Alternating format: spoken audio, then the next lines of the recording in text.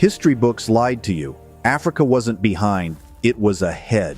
For generations, we've been taught a version of history that glorifies Europe's rise while burying the brilliant civilization of Africa. The image of the African continent portrayed in schools, media, and mainstream documentaries has often been portrayed as one of poverty, primitiveness, and dependence. But what if that image was never true to begin with? What if the truth is that long before Europe emerged from the Dark Ages, Africa had already built empires of unimaginable wealth, science, architecture, and power? From stone cities without mortar to universities with thousands of manuscripts, from precise astronomical calculations to complex political systems. These African civilizations weren't just advanced, they were more advanced than Europe at the time. But you won't find these stories in your average classroom textbook. Because if you knew the real strength and legacy of African civilizations, the narrative of colonization, superiority, and white saviorism would collapse. That's why this video is different. We're exploring 10 real African civilizations that were more advanced than those in Europe, and not in vague, symbolic ways. We're talking about real cities, real technologies, real governments, and real leaders that changed history. These are the civilizations that rewrote what it means to be developed, and their erasure from global history was no accident. Let's get to it. Nubia, or Kingdom of Kush.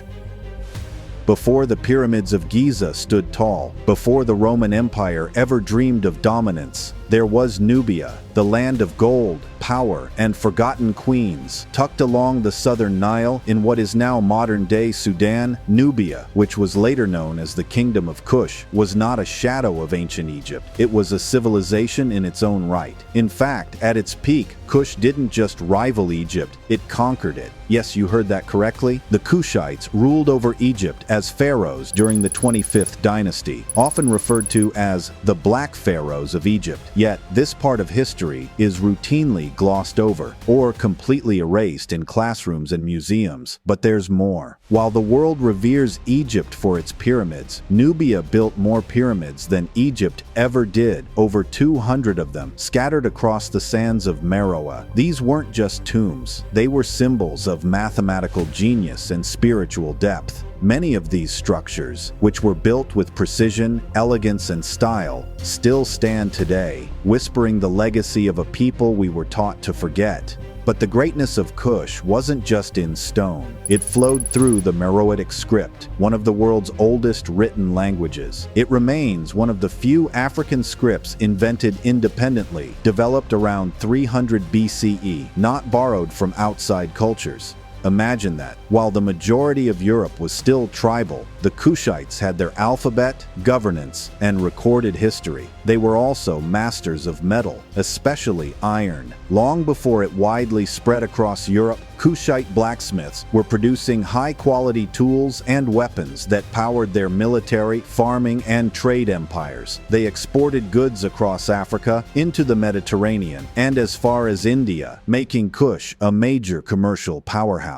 And if you thought leadership in Africa was always patriarchal, think again. Kush gave rise to powerful queens who were known as Kandakas. These were warrior rulers who led armies into battle, negotiated with Roman emperors, and ruled with unmatched authority. One Kandak, Amanirenas, famously stood up to Caesar Augustus himself and won. Her armies fought back against Roman invasions and forced a peace treaty on equal terms. Yes, a black African queen forced Rome to compromise. Now ask yourself, why don't we learn this in school? Nubia and the Kingdom of Kush were more than just ancient. They were brilliant, bold, and ahead of their time in architecture, governance, metallurgy, literacy, and gender equality. Long before European kingdoms even existed, Kush was thriving. But history didn't forget them, it erased them, until now.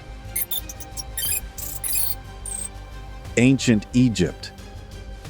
When people hear advanced African civilization, most instantly think of ancient Egypt. Towering pyramids, gold-covered tombs, gods and pharaohs etched into timeless stone. It's iconic, but there's something they rarely tell you. Ancient Egypt was Africa, deeply, undeniably African. For years, historians tried to sever Egypt from the rest of Africa, painting it as a mysterious civilization that somehow appeared out of nowhere, unrelated to its southern neighbors. But the truth is clearer than the Nile on a calm day. Egypt was born of Africa by Africans, and its roots stretch deep into the continent. Just look at the features of the earliest dynasties: full lips, broad noses, and dark skin.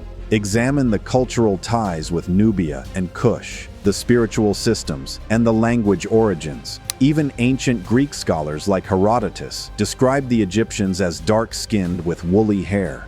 But here's the twist. As European colonial powers rose, they couldn't stomach the idea that black Africans built the greatest civilization the world had seen. So they rewrote it. They whitened the statues, repainted the skin tones, cast white actors in movies. Even today, some textbooks promote the idea that Egyptians were Middle Eastern or Mediterranean, as if Africa somehow stops at the Sahara. Now let's talk facts. Ancient Egyptians developed a 365-day calendar based on astronomical observation. They practiced advanced surgery, set broken bones, and understood the circulatory system centuries before Europeans. Their engineering was mind-blowing. The Great Pyramid of Giza aligned with the true north more precisely than modern compasses. Their architectural precision still baffles experts. No modern crane, no GPS. Yet somehow, their monuments still stand. And their writing system? Hieroglyphics weren't just religious or decorative.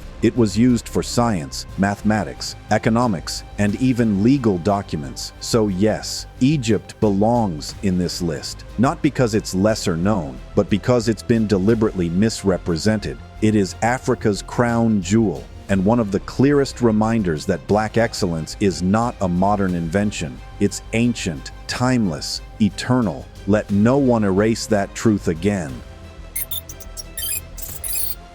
Great Zimbabwe.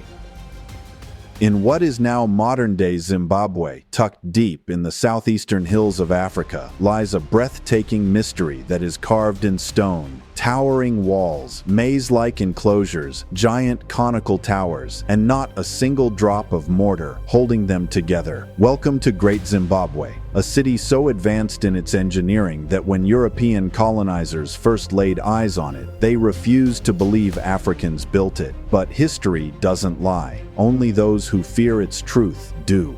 Dating back to the 11th century, Great Zimbabwe was the beating heart of a powerful African empire. The name itself means stone houses in the Shona language, and for good reason. The city was constructed with millions of stone bricks, stacked and fitted perfectly. No glue, no cement, just mastery of precision and gravity. Some walls still stand over 30 feet tall, curved like flowing ribbons of granite, shaped by nothing but intelligence and vision. This wasn't just a random stone settlement.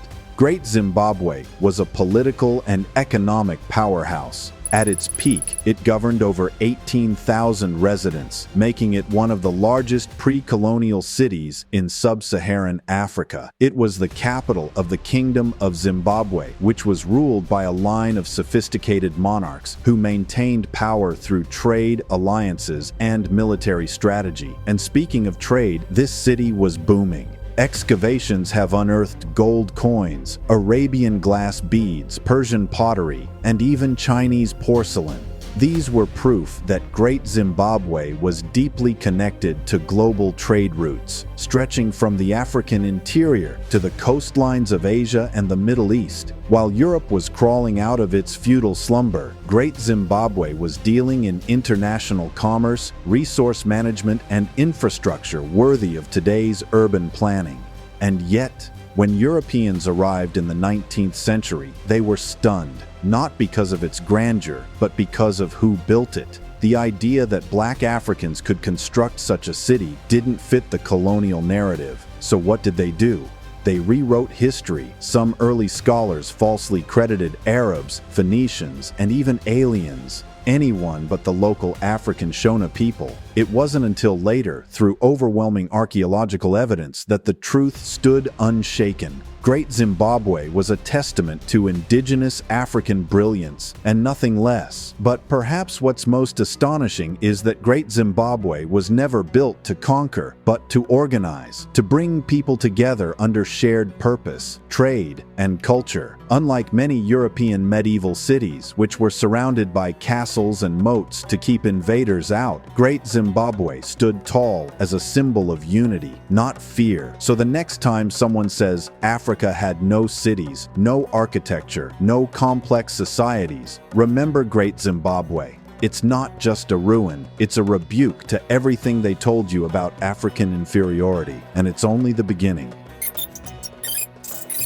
Mali Empire.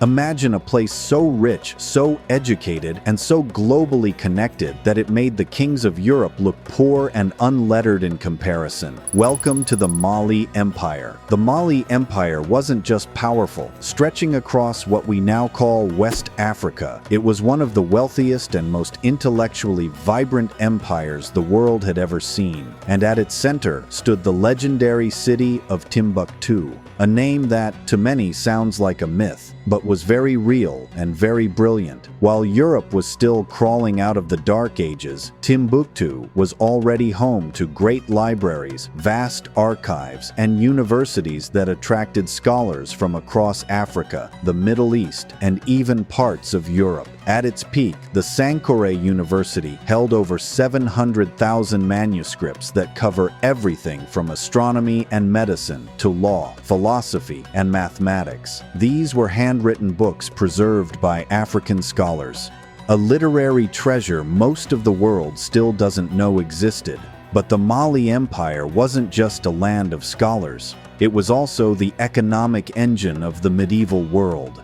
Gold flowed through Mali like water. The empire controlled nearly half of the world's gold supply at one point. Yes, half. Add to that its dominance in salt, ivory, and trade routes that stretched across the Sahara, and you begin to understand why the wealth of Mali was the stuff of legend. And no figure embodies that more than Mansa Musa, the king whose name still echoes through time. When Mansa Musa made his pilgrimage to Mecca in the 1300s, he traveled with an entourage of tens of thousands of people, camels carrying hundreds of pounds of gold, and so much wealth that he crashed the economy of Cairo just by spending. Today, economists estimate that Mansa Musa was worth over $400 billion in today's money, making him the richest human being in recorded history. Not Bezos, not Elon, not Rockefeller, a black African emperor from Mali. But here's the real tragedy. Despite this greatness, the Mali Empire is barely mentioned in global education.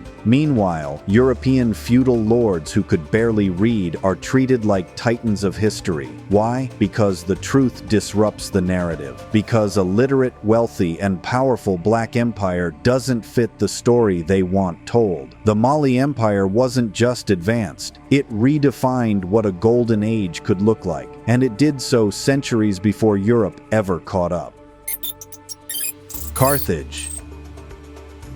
Before the Roman Empire stood tall, there was another power rising on the shores of North Africa. A city so rich, so advanced, and so feared that even mighty Rome trembled in its shadow. This was Carthage. Most people hear about Carthage only as Rome's great enemy in the Punic Wars. But what they never tell you is this: Carthage wasn't just a rival, it was a beacon of brilliance. An African powerhouse whose innovations, intellect, and influence shook the ancient world. Carthage was built by the Phoenicians, founded around 814 BCE in modern-day Tunisia. But make no mistake, this empire quickly became uniquely African in its culture and expansion. At its peak, Carthage ruled over a major part of North Africa, southern Spain, and even islands in the Mediterranean. And it wasn't just size that made Carthage powerful, it was technology. Carthage developed advanced naval fleets, with shipbuilding techniques that gave them an edge over every other Mediterranean force.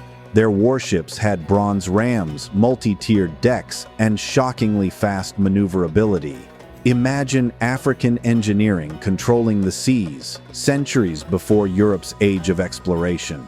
But Carthage wasn't only about war. It had democratic elements in its government, with elected officials, a senate, and checks on royal power. This was centuries before Europe embraced similar ideas. Its economy thrived on trade, with markets bustling with goods from Africa, the Middle East, and beyond. And then, of course, came the name that still echoes in military textbooks today, Hannibal Barca, one of the greatest military minds in human history, a black North African general who led tens of thousands of soldiers and war elephants across the Alps to attack Rome from the north. No one had done it before, no one expected it, and Hannibal's victories were so legendary that Roman mothers warned their children, "Hannibal is coming." That's the level of fear and respect he commanded. Despite Carthage's brilliance, it was ultimately destroyed in 146 BCE after the Third Punic War. Rome burned the city to the ground, erased its libraries, and tried to erase its legacy. But here's the truth they couldn't destroy. Carthage was not just Rome's enemy, it was its equal. An African empire so advanced, so powerful, and so ahead of its time that Rome had no choice but to silence it.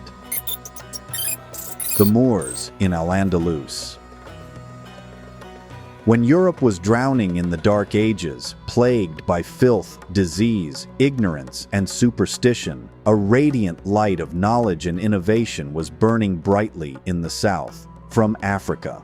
That light was the Moors. The Moors were African Muslims, many of them were black, who crossed from North Africa into Spain in 711 AD and ruled a major part of the Iberian Peninsula for nearly 800 years. They didn't just conquer Spain, they transformed it. At a time when most of Europe lacked basic sanitation and literacy, the Moors introduced a civilization so advanced that it made the rest of the continent look centuries behind. Let's start with education. The Moors established over 70 libraries in Córdoba alone, some containing more than 400,000 manuscripts, while the largest library in all of Christian Europe had barely a few dozen. Universities flourished under their rule, teaching subjects such as astronomy, chemistry, mathematics, philosophy, and medicine, at a time when most Europeans still believed that diseases were caused by evil spirits. They brought algebra, a word derived from the Arabic al-jabr, revolutionizing mathematics not just in Spain, but across Europe. Surgical instruments used by Moorish doctors in the 10th century are nearly identical to those used today. They practiced cataract surgery, dentistry, and even autopsies to learn how the human body worked, something strictly banned in the Christian world at the time. But they didn't just heal the body. They elevated the way people lived. They introduced irrigation systems that turned dry Spanish plains into lush farmland. They built public baths, street lighting, underground sewage systems, and paved roads, while the rest of Europe lived in darkness, quite literally. When Christian royals from the north entered Moorish cities, they were stunned. Some even mistook them for heavenly places. Their architecture was breathtaking. Structures like the Alhambra in Granada and the Mezquita in Córdoba still stand today as jaw-dropping symbols of Moorish genius, combining mathematical precision, Islamic art, and African aesthetics. These weren't just buildings, they were testaments to highly organized, cultured, and intelligent people. And here's the part most textbooks omit. Many of the Moors were black Africans from regions like Senegal, Niger, and Mali. Even the term Moor was often synonymous with black in early European texts. Over time, colonial historians would whitewash their identity, depicting them as light-skinned Arabs, erasing the undeniable African roots behind one of Europe's greatest cultural renaissances. So next time someone asks you who sparked Europe's rebirth,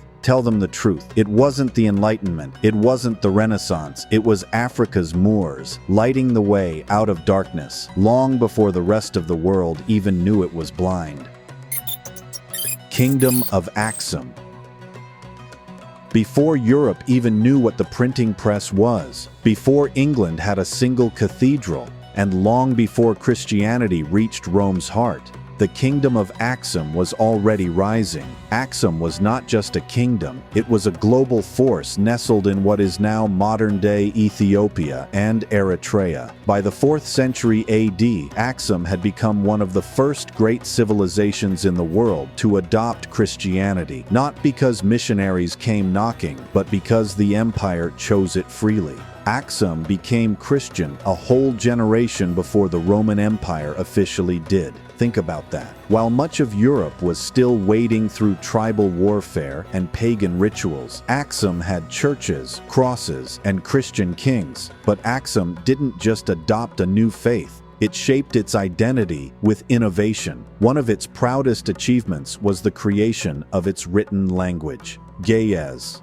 Unlike many ancient languages that vanished, Ge'ez still survives today and is used in Ethiopian liturgy and texts. Now let's talk architecture, because Axum didn't just write history, it carved it in stone. Axum is home to some of the world's tallest and oldest standing obelisks, gigantic stone monuments chiseled from single pieces of granite, weighing up to 500 tons and standing over 100 feet tall. These obelisks weren't just decorative, they were markers of tombs and symbols of imperial power, centuries before Europe built its first castle. And while many assume that Africa was isolated, Axum proves otherwise. This kingdom was a global trade empire with ships sailing across the Red Sea and the Indian Ocean. It traded gold, ivory, spices, and iron with Rome, India, Persia, and Arabia. Roman coins have been found in Axumite ruins, and Axum minted its gold currency long before England ever did.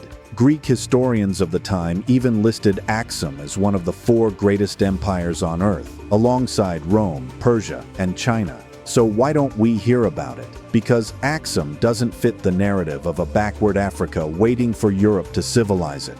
But the truth speaks loud. Carved in stone, spoken in Ge'ez, and buried beneath centuries of silence, Axum wasn't just advanced, it was a superpower. Songhai Empire. Imagine an empire so vast, so organized, and so intellectually powerful that it rivaled and in many ways surpassed the greatest kingdoms of Europe at the time.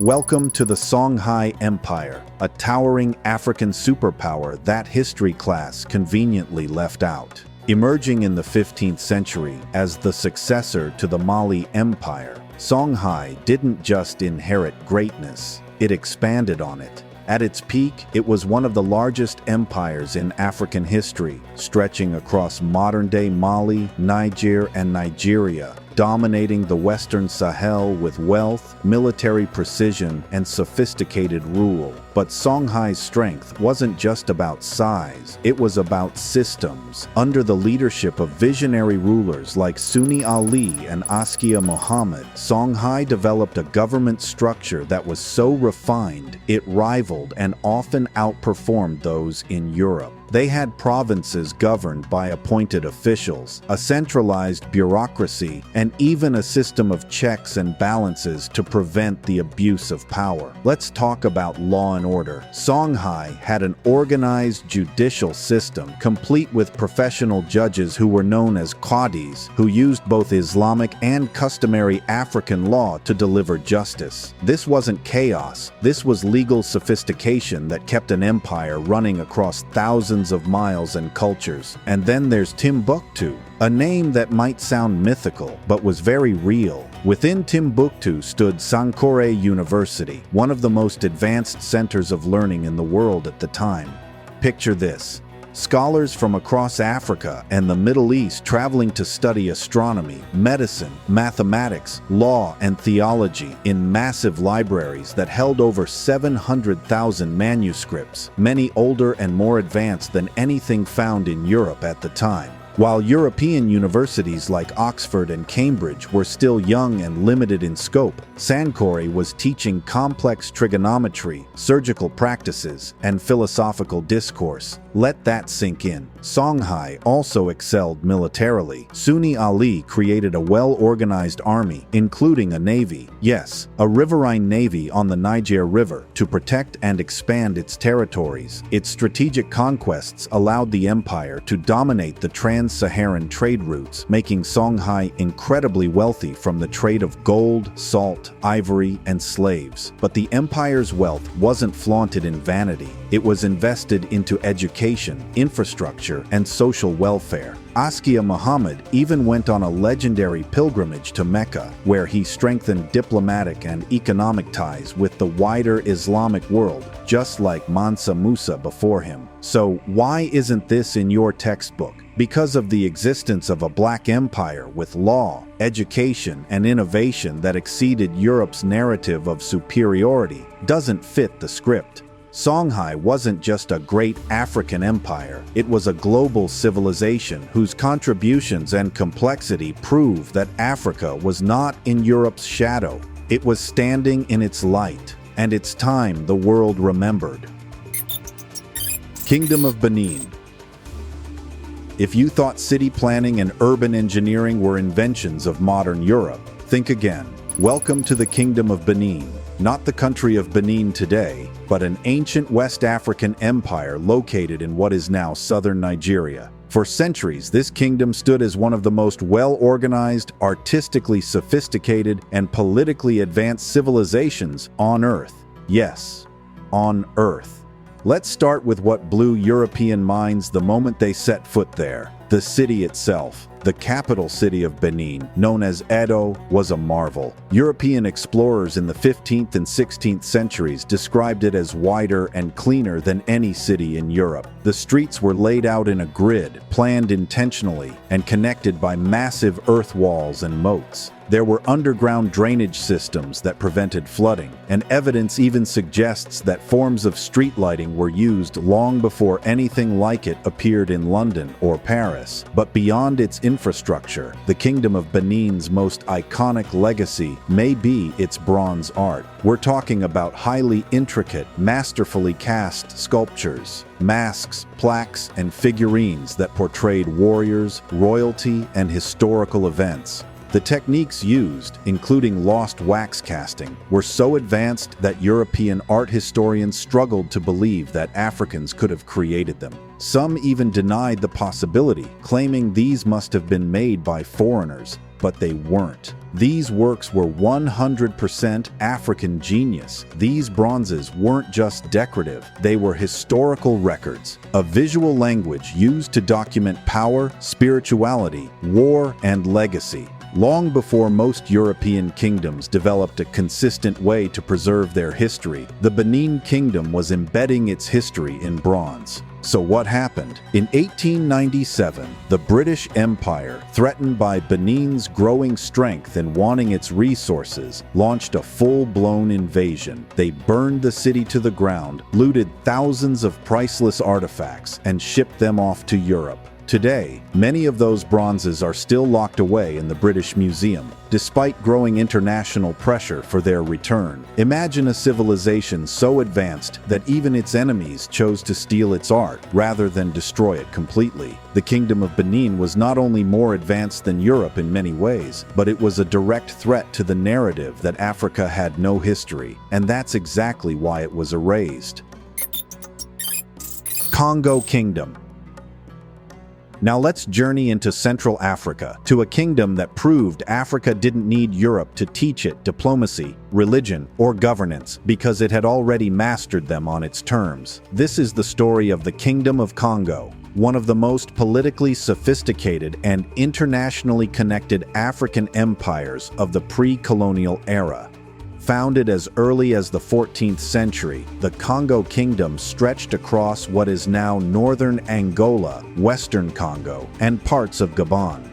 And unlike the chaotic tribal image often portrayed of pre-colonial Africa, Congo was far from disorganized. It was a highly centralized monarchy with a bureaucratic government system that managed provinces, collected taxes, and enforced laws long before most of Europe had figured out how to do the same. And here's what will blow your mind. By the late 1400s, the Kingdom of Congo had already established diplomatic relations with Portugal, not out of desperation, but as equals. They exchanged ambassadors. They traded goods like ivory, copper, textiles, and advanced ironwork. The Congo even had its blacksmith guilds producing high-quality tools and weapons, proving their mastery of metallurgy was no small feat. When Christian missionaries arrived, the Congo elite didn't just accept Christianity blindly. They adopted it on their terms, fusing it with traditional practices and forming a uniquely African version of the faith. The royal court even translated Catholic texts into Kikongo. In 1512, King Afonso I, one of the most notable rulers, wrote diplomatic letters in fluent Portuguese to the King of Portugal, requesting priests, teachers, and a halt to the illegal slave trade happening outside his control. Let that sink in. An African king in the early 1500s wrote policy letters to a European monarch using diplomacy, Christian doctrine, and legal reasoning.